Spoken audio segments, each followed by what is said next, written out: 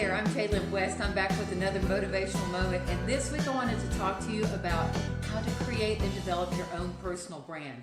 You know, you have a brand whether or not you know it, so you might as well take control of it and think it through.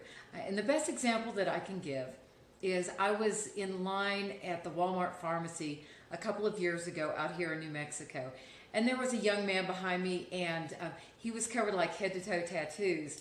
You know, it was a very long line, so you start to make conversations, and I said something like, "I see that you like tattoos." And he said, "You know, I do like tattoos, but I really wish I didn't have so many of them on me."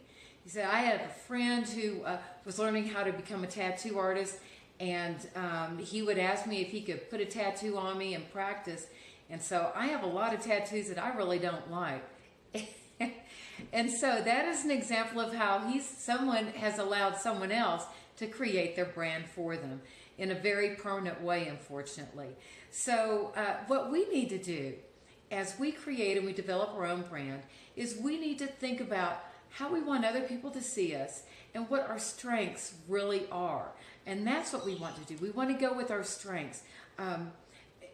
Everyone can identify a phony.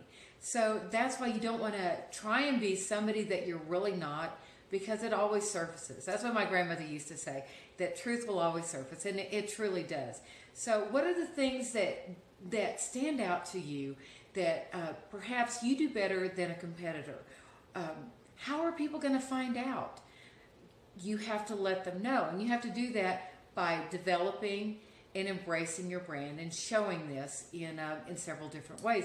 And you have to, like I said, you have to think about it. So let's think about the brands that you really, really like. I can tell you some of my favorites are Apple, because they're just so darn good at branding that Apple lovers, if there's a new phone that comes out, a new Apple product that comes out, the Apple lovers are gonna just gravitate towards it, and they're gonna buy it even if they don't need it, even if they probably can't even really afford it. It's just what they do. And then they get to tell everyone, "Yeah, I've got the latest Apple product." Well, how cool is that? And that's the kind of reputation that Apple has. And if you invest in their stock, it's probably going to be a good investment. Another great brand is KFC. If you think about Kentucky Fried Chicken, if you think about their commercials, not only are they hilarious, but you've got the whole Colonel Sanders thing going on.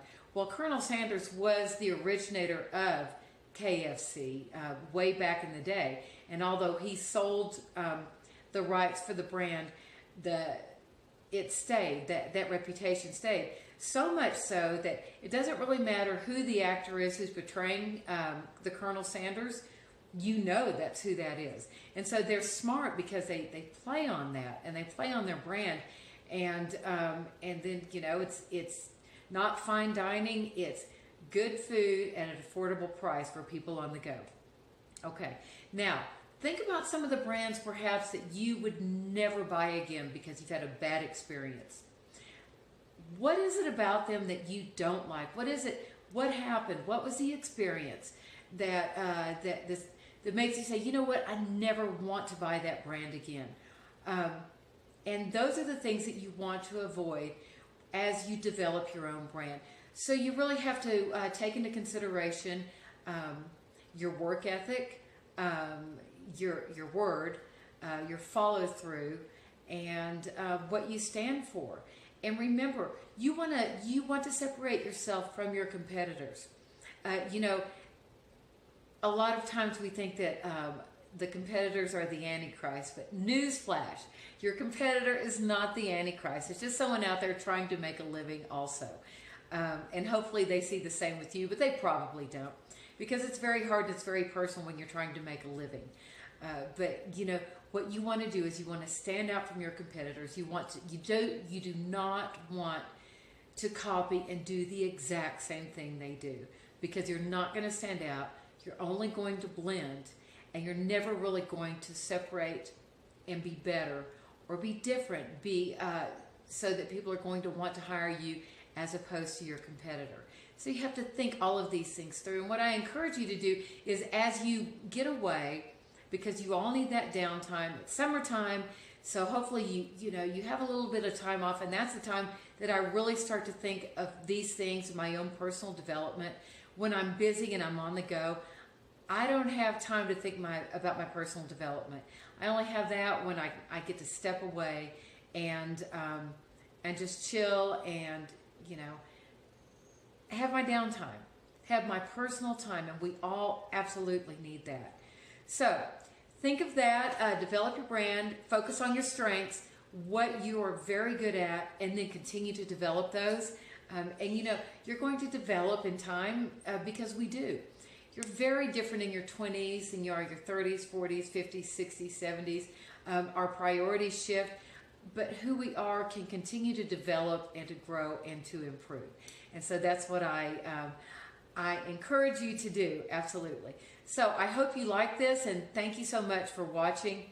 I love your feedback, so please tell me your thoughts on this, what works for you, what possibly did not work. If you have ideas of other ideas, have ideas of other things and topics I should talk about, please let me know. You can find me on Facebook under Jaylin West with a capital L. You can follow me there. Or I've got a Facebook page called Life in Our Community. I also have a Facebook page called The Organic Lifestyle. You can find me on YouTube under Life in Our Community. I've got a Twitter account, Instagram, and LinkedIn. And I've got my own blog called Jaylin's Groovy Blog. So thanks, have a great day, and I'll talk to you soon.